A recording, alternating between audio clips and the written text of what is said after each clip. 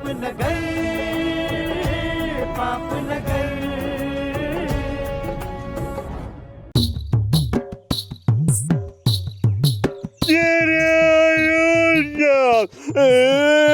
गुला कहता है और ये पोपट फकीर के साबुन सा बूट सा धो रहा हो,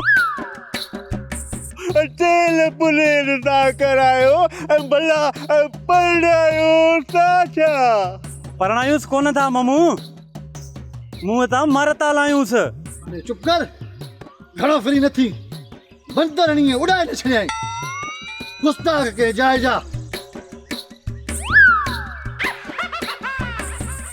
मामू तू छो आयो रे? मन तो टाक लगी भैया और थोरो मां भी पांचो दुनार धोया। अयो साबुन भी लियो तमा पांचे मुंह के हना सजो साल मुंह के साबुन कोन आयो आ। गुस्ताख पोपट फकीर के परे तो करी, फकीर साईं तेश में आए न तो साड़े छड़ींदई। तोखे खबर ना है पोपट फकीर जो पिटल कदे भी सावो न थिंदो है।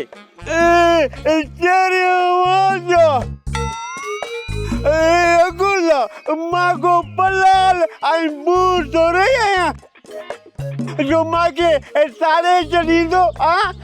अरे मामू चढ़ा वने ता मां साबुन हणी सूह पैदा किया। अरे घणो तंग न कर, न तो सुठो न थींदोई।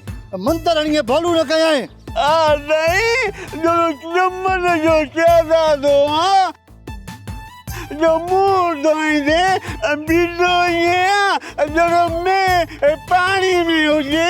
अरे हले ता पोपट फकीर जो पिटल कदे भी साव न थींदो। अदी सड़ी खाक थी वेंदे खाक। मां सड़ी मां की सारी मां सड़ी खाक थी लो अरे बोलू छे।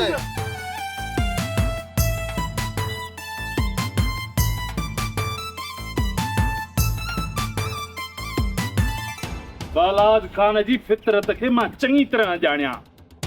बाबा हू कम कढण खां पोइ हुन जा त तारा ही फिरी वेंदा आहिनि। पर तो असा के बालाज जी दुश्मनी में विचड़ाए छड़ियो है शोभा। असा तुझी यारी में मार खाई वियासे, न त बालाज असा ताई कदे भी न पहुंचिया। गलती थी वई गुलशेर। बाबा असां भी बालाज जी नज़र में पंहिंजी कीमत वधाइण पिया चाहियूं यार सावण वांगुर, पर खपुर आहे बालाज वार करे हो। खबर जे पोया असां भी खाहोड़ी आयूं, पर वारे में अचे इहो बालाज त जिस्म जो हर हिस्सो ॿिए हिस्से खां धार हूंदुसि। बालाज खान तो के घड़ो तो घुरे शोभा, तो पोइ छो तो बालाज जो सिर वढाई। बालाज खान के ताड़ करे पाण मारणो आहे, बाकी शोभो कोन मारींदो बालाज खान के। ये नाहे, असां भी बालाज खान जा सजण नाहियूं, पर बालाज असां सां सच्चो कोन तो थे। ऐं मंठारा रे मामले ते हुन खे असां सां कावड़ भी आहे। ऐं बालाच जी कावड़ शोभे खान तां लहे ही कोन थी। हर वक्त शोभे खान ते कावड़ल हूंदो आहे। मंठार बालाच जी इज्जत जो टको मान करे छॾियो। अञा भी बालाच खे मंठार जी तलाश आहे। मंठार बालाज खान जे दर में आहे, पाण ॻोल्हे उनखे। तव्हां ते छो नाराज़ आहे शोभा? बाबा मंठार मरी वियो हूंदो, पर पोइ भी बालाज खे कावड़ आहे। ऐं ॿियो त मंठार जो लाश बालाज खे घुर्जे। शोभा मंठार जिंदा भी आहे ऐं बालाज खान जी धी सां ख़ुशि आहे। हाँ बालाज खान मंठारे के पाण गोले। हेॾो सारो सरदार आहे बालाज खान, मंठार के पाण ॻोल्हे नथो सघे। तव्हां जी बालाज खान के चओ मंठार हिन तरह में आहे, जे मुड़ुस माण्हू आहे न मंठार ताईं पहुची ॾेखारे जेकॾहिं मंठार ज़िंदा आहे न पोइ त बालाज सॼो तर तपाईंदो। भली तर तपाए ऐं पाण बि मंठार जी तलाश में ॿाहिरि निकिरे त पोइ हणूसि सीने वारियूं गोलियूं। सोभा खान मंठार जी ॻाल्हि बालाज खान सां कंदासीं वरी असां ते ज़ोर भरींदो त मंठार हथु करे ॾियो। तव्हां वञी बालाच खे चओ त मंठार जबल खान वटि आहे, हले मूंसां झेड़ो करे मंठार मूंखां वठी वञे। तव्हां चओ था त बंभोर खे बाहि ॾियां, पर पहिरियां सावण त सिधो थिए न। मां तयारु आहियां बालाज खान जे सीने ते फायर करण लाइ। तव्हां भली वञी उनखे चओ त मंठार मौजनि में आहे। सोट राणीअ जे रोकण ते मूं तोसां ॻाल्हि न कई, इहा मूंखां ग़लती थी वई, पर आईंदा अहिड़ी ग़लती कोन कंदसि। तूं मूंसां रुठल न रहिजां। मंठार ऐं राणी असां वटि पनाह में हुया, ख़बर न आहे त उहे पाण निकिरिया या वरी को मुंहिंजो दुश्मन मूंसां दुश्मनी कई हलियो वियो। इन ई वीचार मूंखे वकोड़े छॾियो आहे। बाक़ी मां तोसां रुठल छो रहंदुसि। राणी मूंखे चई वई हुई त असां कहिड़े वक़्त बि निकिरी वेंदासीं। शेर दिल हू पंहिंजी मर्ज़ी सां विया हूंदा। मूंखे त पूरो शक वरियल या रोशन में। वरी रोशन जे चाचे खे अलाए केरु मारे वियो आहे, उनजो शक वरी मूं में आहे। छा चाचा रमज़ान मरी वियो? हा चाचो रमज़ान मरी वियो ऐं रोशन या पक कयूं वेठो आहे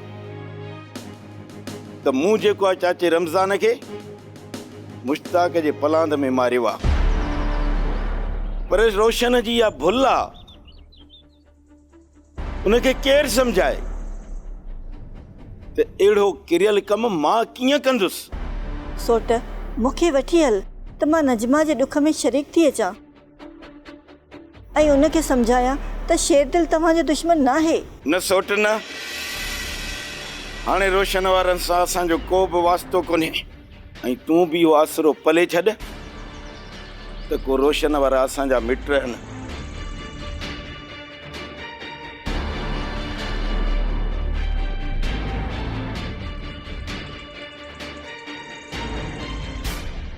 रमज़ान जो खून बि बालाज कयो आहे असांखे पाण में विढ़ाइण लाइ।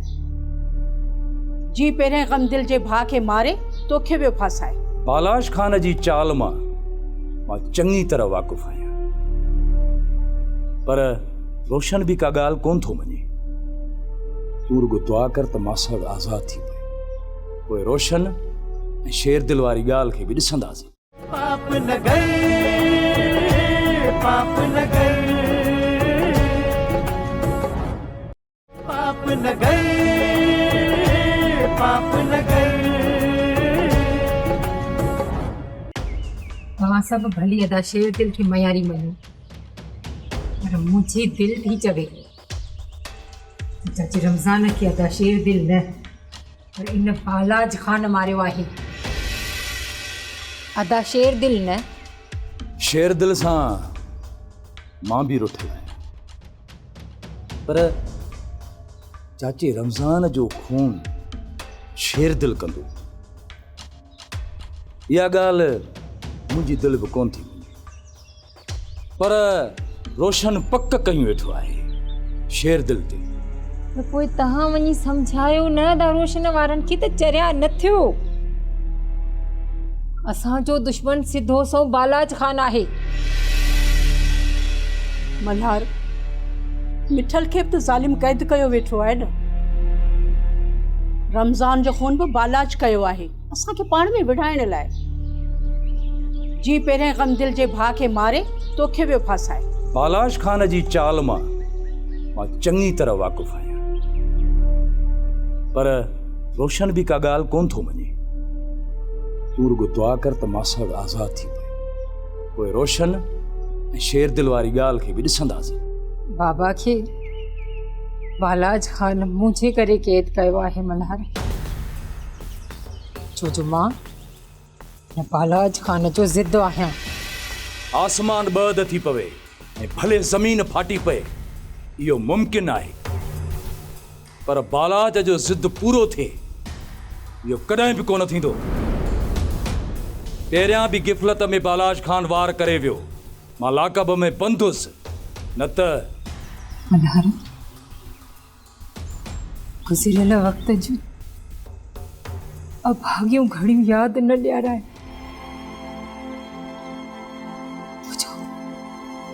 मुझो दम तो घुटिजे।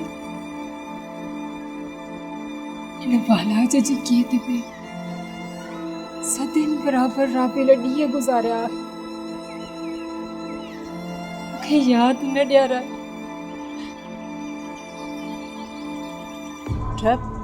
मिठल जो बिलो कयो तो बालाज खान जो नाक बर्दाश्त कोन करे सघंदो। मासी, मां बालाज जो ज़िंदान भञी बि मासड़ खे छॾाईंदुसि। तव्हां मुंहिंजे मथां भरोसो कयो, तव्हां रुगो राबेल खे सम्झायो। बाबा जी आज़ादी मुंहिंजे दिल जा वीचार ख़त्म कंदी मल्हार। अम्मा ऐं मारूल जे चवण ते मां पंहिंजो पाण खे पलियो आहे मल्हार, पर दिल में अञा बि वहम आहिनि त काथे तो त बाबा खे रब जी काइनात में अबे अमा खां पोइ तोखे मिठो मञियो आहे राबेल। मासड़ जे मामले में जेकॾहिं मल्हार तुंहिंजो मयारी थिए न त तूं मूंखे भले कूड़ो कोठजांइ। मूंखे सम्झ में नथो अचे राबेल खे अलाए छो अहिड़ा वहम वेठा आहिनि दिल में। पर मूंखे पक आहे पुट, तूं मिठल जो दुश्मन कोन आहीं। बाबा मिठल खे बि तोखे ई छॾाइणो आहे न, ॿियो केरु आहे असांजी वाहर करण वारो। मासड़ आज़ाद थींदो, इहो तव्हां सां मल्हार जो वाइदो आहे।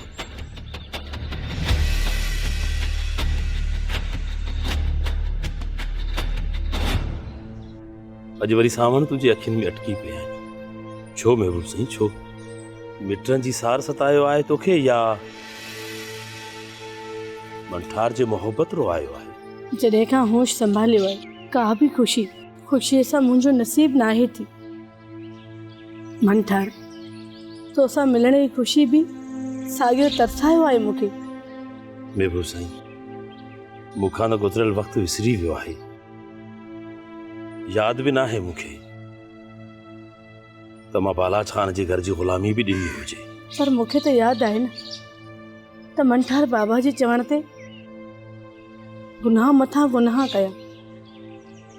उनखां पहिरियां जो साहनि में साह न रहे, पंहिंजे गुनाह जी तौबा करे वठ।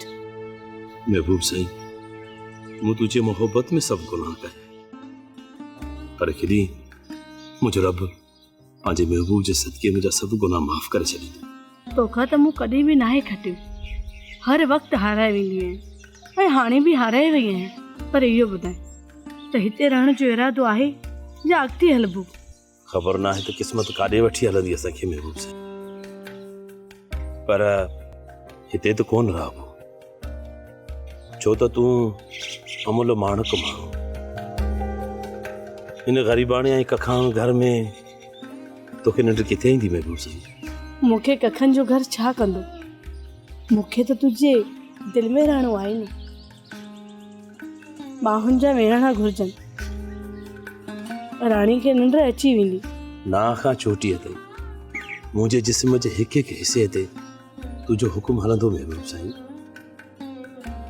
बाहूं विहाणा आहिनि, अखियूं विछाणा,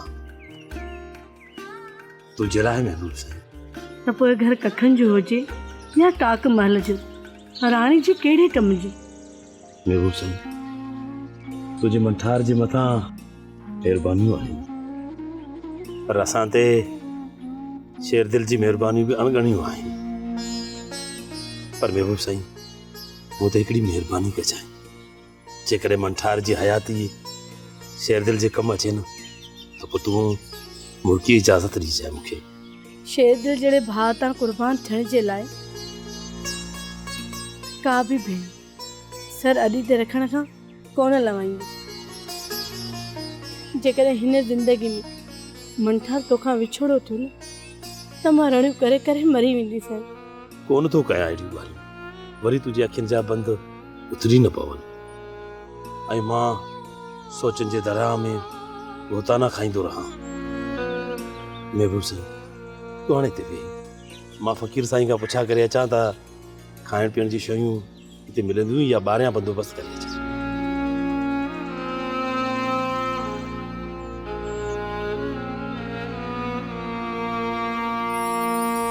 बाबा जे कातिल जी छाती ते फायर मां कंदुसि। बसि रुॻो हिकु दफ़ो पक थिए त बाबा खे कंहिं मारियो आहे। जावेद चाचा खे शेरदिल मारियो आहे मुश्ताक जे पलाद में। अञा ॿी कहिड़ी पक घुर्जे? पाप न गए, पाप न गए, पाप न गए, पाप न गए। मंठार ऐं मुंहिंजी भाटी तो वटि पनाह में हुया शेरदिल, ऐं तो यकीन ॾियारियो हुयो त हुननि जो वार बि वेंगो न थींदो। ऐं हाणे कहिड़ो बहानो थो करे त मंठार बिना ॿुधाइण जे हितां हलियो वियो। अॼु ताईं शेरदिल कंहिं बि बेतुके सुवाल जो जवाब नाहे ॾिनो। ॿी ॻाल्हि ॿुधी छॾ, जेकॾहिं मंठार मूंखे ॿुधाए बि वञे हा न तॾहिं बि मां हुनखे कोन रोकियां हा, छो त हू मुंहिंजो दुश्मन आहे, दुश्मन। मूं हुनखे जीदान इन करे ॾिनो जो हू मुंहिंजी पनाह में हुयो। हाणे कॾहिं बि हुनखे बख़्श कोन कंदुसि। सभ जो सभ हिसाब मंठार सां थींदा ई थींदा। शाहनवाज़ खान, मंठार जे करे शेरदिल जा सभु मिट शेरदिल सां कावड़जी विया आहिनि, पर शेरदिल मंठार खे कोसो वाह लॻण बि कोन ॾिनो। तव्हां शेरदिल जी ॻाल्हि ते यकीन कयो, मंठार निकिरी वियो आहे ऐं हाणे वञी उनखे ॻोल्हे हथु कयो। जेकॾहिं हाणे शेरदिल खे या उन जे मिटनि खे मंठार मिली वियो न त जिस्म जूं बूटियूं ॿारे छॾींदसि। शेरदिल ते मूंखे शक कोन हुयो गुलाब, पर मंठार खे वञण तव्हां न ॾियो हा गुलाब। मंठार हिकिड़ो न गुलाब, पर उन सां गॾु असांजी इज़त बि आहे। मंठार काॾे हो, किथे आ, उनजी वञी पाण ॻोल्हा कर। बाक़ी चाचो मिठल बालाच जी क़ैद में आ। जेकॾहिं उनखे आज़ाद न कयो त मां बालाच जी वस्तीअ खे वीरान करे छॾींदुसि। शेरदिल बालाज खान ज़िद जे जबल ते चढ़ियो आहे, मिठल जी न्याणी। बस बस शाहनवाज़ खान, मिठल जी धी जो ज़िक्र बालाच जे हवाले सां ॿुधण मूंखे क़बूल कोन्हे। शाहनवाज़ खान, बालाज खान तव्हांजो भाउ आहे, उनखे छो नथा सम्झायो त एतिरो नाहक न करे? बालाज खान मूं भाउ खे बर्बाद कयो त पोइ तव्हां ग़रीब राज ते कहिड़ो रहम कंदो? पर साईं, बालाज खान खे ख़ुदा जो ख़ौफ़ नथो थिए? शाहनवाज़ खान, हाणे बालाज खान जे ज़ुल्म जी देग तपी चुकी आहे। शाहनवाज़ खान, जेकॾहिं बालाच चाचे मिठल खे आज़ाद न कयो त पोइ शेरदिल पाण वञी चाचे मिठल खे आज़ाद कराईंदो, छो त शेरदिल जे सीने में शींहं जी दिलि आहे, शींहं जी।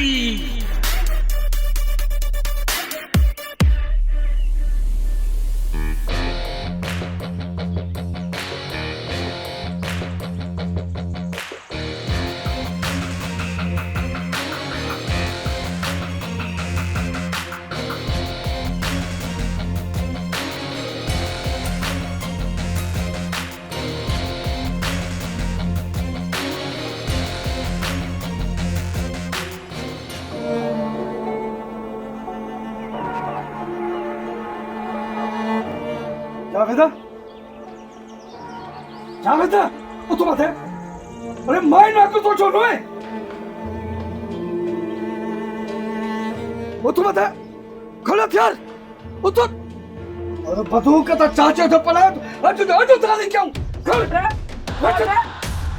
बाबा जे तलात में तवा उन्हनि खे मारियो ऐं हू वरी तव्हांखे मारिन सोट आख़िर इहो केस हितां ई हलंदो असां दुश्मन खे दंगो कोन ॾींदासीं सोट जो हू असांजो हयातूं मौत जे वर चाढ़नि हू परेशान न थी जावेद समझाए सोट खे रोशन बाबा जे मुंह ते नजमा भेण जे जीअ खे झोरे विधो आहे ऐं मुंहिंजा बि होश गुम थी विया आहिनि तव्हांजे ज़िद जे करे बाबो मरी वियो तव्हां बाबे जो चवण मनी ही घोट जेकर छॾियो आहे त अॼु अबू असां सां गॾु हुजे हा सोच तू भी मूंखे मयार थी ॾे जेकर जावेद जी सोच बि उहा ई आहे त मूं तव्हांखे किथे रोकियो तव्हां भले वञो हा न छह के तव्हांखे छॾियो मूं तव्हांखे छॾियो तोखे मारूं कोन था ॾियूं सोट पर बाबा जे कातिल जी छाती ते फायर मां कंदुसि बस रुगो हिकु दफ़ो पक थिए त बाबा खे कंहिं मारियो आहे जावेद चाचा खे शेर दिल मारियो आहे मुश्ताक जे पलाद में अञा ॿी कहिड़ी पक घुर्जे पर मुश्ताक जो सिर त असां कोन खयो हो त पोइ बाबा खे शेर दिल छो मारियो एॾो वॾो ॾाढो जावेद हाणे इहा सम्झ शेर दिल जो ॾाढ ख़तम हाणे मरंदो या मारींदो तो रोशन जो चिन जलात आहे जलात मारे या खारे तव्हां छो सगन रिश्तनि जे लाइ पारां था थी पिया हो जावेद सोट त आहे मथे फेरियो तूं त सोच कर हा हा हा मां मथे फिरियो आहियां चरियो आहियां मुंहिंजी रगुन में रेतो थी थो चिके जॾहिं शेर दिल खे मारींदुमि न तॾहिं ही मुंहिंजो दिमाग़ जाइ ते ईंदो अदी बाबा जो कोन शेर दिल खे माफ़ कोन थींदो तूं पंहिंजो पाण खे संभाल हाणे झेड़ो थींदो पलां त थींदा जावेद अॻिना हिन घर में अहिड़े जी ॻाल्हि न आहे कहिड़ी छो त सोच परेशान थी वञे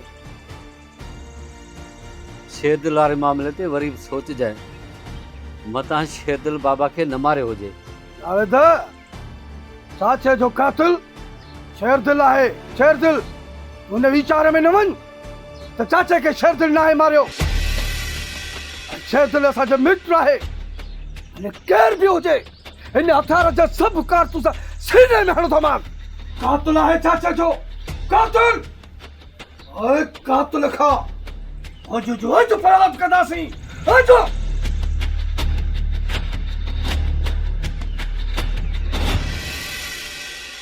पाप न गए